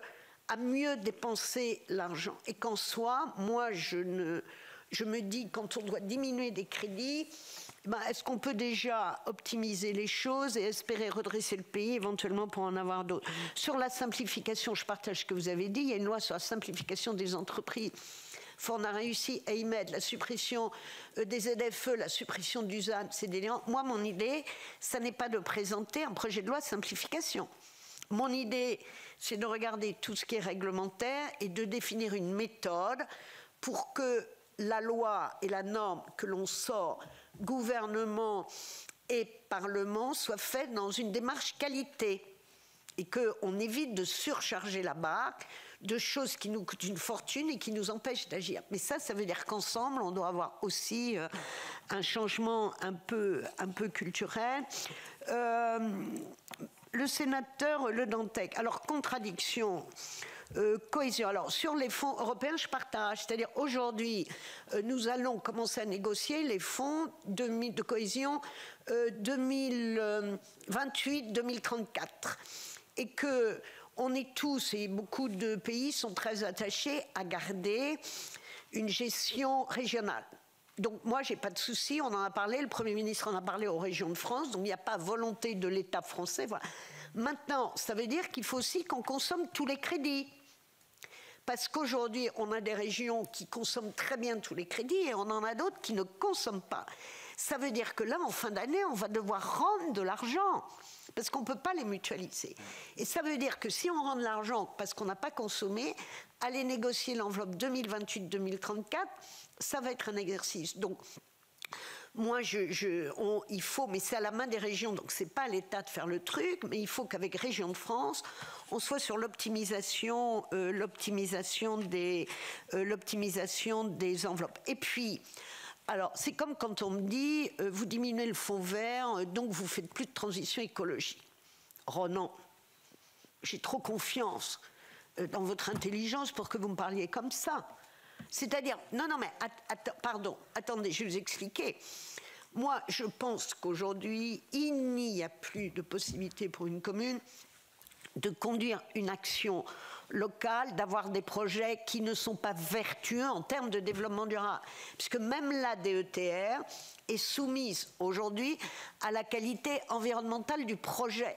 Donc aujourd'hui, le mode opératoire fait qu'on ne peut rien conduire sans être dans une logique de développement durable. Donc c'est pas parce qu'on supprime ou on diminue un programme qu'on ne le fait pas, tout en rappelant qu'on doit parfois, cher Ronan, diminuer les enveloppes, parce que je rappelle qu'il nous manque quand même quelque chose comme 3 400 milliards d'euros. Je continue. Tu vas me dire que ce n'était pas ta question, mais tu vas me la reposer. C'est ma réponse, mais parce que je croyais avoir compris ta question. Pardon, voilà que je me mets à tutoyer sénateur. Alors, du coup, j'en suis à Monsieur Ouzilier. Alors, les tiers-lieux, j'ai entendu. Moi, je parle franchement. Les tiers-lieux, c'est très important. C'est une politique qui a été voulue par l'État pour recréer des espaces de convivialité culturelle ou économique. Les tiers-lieux sont créés localement par des collectivités, des associations ou des acteurs. Je pense qu'aujourd'hui, dans notre pays, toute initiative bénéficie de l'impulsion de l'État. Mais que, je le dis, dans la mesure où on dit qui fait quoi, je pense qu'à un moment, l'État qui a impulsé, qui a accompagné sur un projet porté par un territoire, il y a une vraie question pour moi d'être en pérennité de subventions de fonctionnement sur des politiques et des projets qui sont portés et voulus par des territoires. Donc, l'année dernière, je sais le débat que l'on a eu, mais je sais aussi, et je connais des tiers-lieux qui ont des modèles. Alors moi, quand je dis ça, je passe pour une horrible sorcière, mais je vais le dire quand même. Un modèle économique. Et qu'un tiers-lieu est un modèle économique, ça ne veut pas dire qu'il sacrifie à la marchandisation des choses. C'est juste que pour garantir une activité de tiers-lieu, je connais des gens qui ont par exemple des communes qui ont accompagné la création d'un tiers-lieu et qui l'aident à le financer parce qu'à côté, ils ont acheté une maison qu'ils ont transformée en appartement ou en Airbnb là où c'est très utile. Et avec ces recettes de fonctionnement, ils aident à pérenniser le tiers-lieu. Sincèrement, je pense qu'il faut qu'à un moment, on soit sur une logique où un projet voulu par un territoire, soutenu en impulsion pour aider par l'État, on ne peut pas avoir des projets que l'État va continuer à financer en fonctionnement quand on a 3 400 milliards de... Voilà. Par contre, je comprends la période de transition et l'aide à l'atterrissage. D'ailleurs, vous savez que l'État accompagne la coordination de tous les tiers-lieux d'une manière très importante. Mais moi, je vous livre ma vision personnelle. Voilà. Ensuite, à qui j'ai pas répondu? Monsieur Dufour. Ah bah, 2 questions très brèves, on va y aller. Statut de l'élu. Alors, statut de l'élu, c'est passé aujourd'hui à la commission des lois de l'Assemblée, un vote conforme au vote du Sénat, et que peut-être, en fonction de l'avancement du PLF à l'Assemblée nationale, le texte pourrait être examiné à l'Assemblée nationale la semaine prochaine, et nous faisons tout pour qu'il y ait un conforme. C'est-à-dire qu'on sorte de cette affaire. Parce qu'on le doit aux élus locaux, on est tous d'accord. Et puis, dernier point, sur le ZAN. Alors, le ZAN, j'ai été interrogée par votre homologue, Monsieur le Président, à l'Assemblée, ou sur le ZAN. Moi, j'ai dit la vérité des prix. Alors, je sais qu'au Sénat, il y a la PPL Trace, qu'il y a à l'Assemblée un autre état d'esprit, où on tient au zéro artificialisation nette et qu'en même temps, il y a 2 parlementaires, dont la présidente de la Commission du développement durable de l'Assemblée nationale avec la sénatrice Constance de Pellichy, qui ont fait un travail très intéressant sur le financement du ZAN. Moi, je vous le dis comme je le pense, tirons les leçons du ZAN. Le ZAN est l'exemple même d'une disposition extrêmement vertueuse quand on sait qu'on a consommé en 50 ans l'équivalent de la consommation de notre pays en terre en 500 ans. On ne peut pas continuer comme ça. Voilà. En même temps, si on doit réindustrialiser, ce sera dans les territoires. Si on réindustrialise, ça veut dire qu'il faut s'y mettre des logements. Enfin, il y a des sujets. Et que la question du développement et de la réduction de consommation, ce que j'appelle la frugalité foncière, n'est pas le même dans le nord de la France, quand vous avez un projet ambitieux de canal Seine-Nord, qu'il est dans un autre département. Donc moi, encore une fois, je plaide pour la vertu, c'est-à-dire la frugalité foncière, mais qu'on puisse peut-être l'adapter de manière responsable, comme on a fait, rappelez-vous, sur la loi SRU avec les contrats de mixité sociale. Mais qu'en tout cas, moi j'aimerais qu'on tire les leçons de cet irritant que l'on a, comme on a eu un irritant pendant 10 ans sur l'eau et l'assainissement. Ça veut dire que si on se traîne des irritants avec des oppositions de cette nature, c'est que sans doute que la mesure qu'on a apportée, qui en soit extrêmement vertueuse, elle n'est pas évaluée et elle n'est pas bien posée. Bon, maintenant, il faut qu'on sorte de ça. Donc moi, ce que j'ai proposé, si vous en êtes d'accord, Monsieur le Président, c'est que on ait un travail quand on va être sorti du budget. On travaille avec les sénateurs pour faire, on va dire, pour parler de la proposition Trace, que je fasse le même travail avec les députés et que je réunisse les deux commissions pour rapprocher les points de vue. Ce qui fait rire Monsieur Le Dantec, mais moi je ne sais pas comment dans ce pays... c'est pas que c'est courageux, c'est que je vois pas comment on fait autrement. Bon, parce qu'il faut sortir de ce bazar. Parce que tu fais quoi pendant ce temps-là? Non, mais attends. En même temps, tu sais, moi j'ai été maire comme beaucoup d'entre vous. Je sais que dans ma modeste commune, pour garder le même nombre d'habitants, je devais construire plus de logements parce que tu as de la décohabitation, c'est compliqué. Et que si on veut ramener les personnes âgées dans les centres-villes et remettre du commerce, il faut avoir les moyens de revitaliser les centres-bourgs. Et ce n'est pas que de la performance énergétique, c'est aussi du logement qui correspond à ton mode de vie. C'est-à-dire tu as une terrasse, tu as un espace de jardin. Donc si on peut, en tout cas moi, encore une fois, je ne connais pas ma durée de vie, mais en tout cas, mon intention, c'est de permettre qu'on rapproche les points de vue et qu'on essaie avec intelligence de sortir de là, encore une fois, en faisant confiance aux élus locaux. Merci. Merci, Madame la Ministre. Merci d'abord pour vos réponses claires et précises. Merci aussi pour... il y a un certain nombre de sujets qui pour moi, me paraissent importants. C'est de la faire confiance au territoire. Oui. Parce que je crois que sur la simplification... Vous savez, moi, je vais vous dire ce que j'en pense. J'en suis pas persuadé, parce que depuis le temps qu'on parle de la simplification administrative et depuis le temps qu'on la complique, je suis pas sûr qu'on va trouver la vitesse inverse. Par contre, si on fait confiance au territoire, parce qu'en général, on légifère pour essayer de se dire, là, ça a été mal fait ou pas fait dans les cordes, donc on va légiférer, et pour un qui marche pas, on embête toute la population. Je crois qu'il faut qu'on remette le mot confiance. Je crois que sur la décentralisation, on a fait un travail avec le président du Sénat qui a été adressé au Premier ministre la semaine dernière avec les contributions écrites des groupes d'opposition. Elles sont dedans. Sur le fonds vert, moi j'ai une observation. C'est pas le fonds vert que je ferai une observation. C'est simplement, c'est en général. C'est pas sur le fonds vert uniquement. C'est en général qu'il faudra qu'on soit prudent quand on met en place des politiques nouvelles. Si on met des politiques nouvelles, il faut au moins qu'on les évalue dans les 5 à 10 ans, qu'on les arrête ou qu'on les poursuive. Parce que moi, dans mon département, le fonds vert a été très bien utilisé parce que le préfet avait été excellent, était très bien utilisé par les collectivités, qui d'un seul coup se retrouvent avec quelque chose qui existait et qui n'existe pratiquement plus. Et ça, c'est un vrai problème. Pourquoi c'est un vrai problème? Parce que le fonds vert permettait effectivement de financer des travaux dans les petites collectivités qui permettait également de faire des économies en matière d'énergie. Et ce qui permettait de diminuer, pour certaines collectivités qui n'avaient pas d'autres moyens, de diminuer effectivement leur coût de fonctionnement. Donc je crois que ce n'est pas uniquement pour le fonds vert, mais c'est uniquement pour les politiques nouvelles. Quand on met des politiques nouvelles, on s'assure qu'on va pérenniser les financements. Et si on sait qu'on ne peut pas pérenniser les financements, mais on ne met pas en place cette politique. Et ça, ce serait un souhait qu'on doit partager d'ailleurs avec le gouvernement. Parce que toute la faute n'est pas du gouvernement. Quand même, nous on légifère quand même. Non mais nous on légifère. Donc il faudrait quand même qu'aussi on soit capable de faire un petit peu notre autocritique. Merci Madame la Ministre.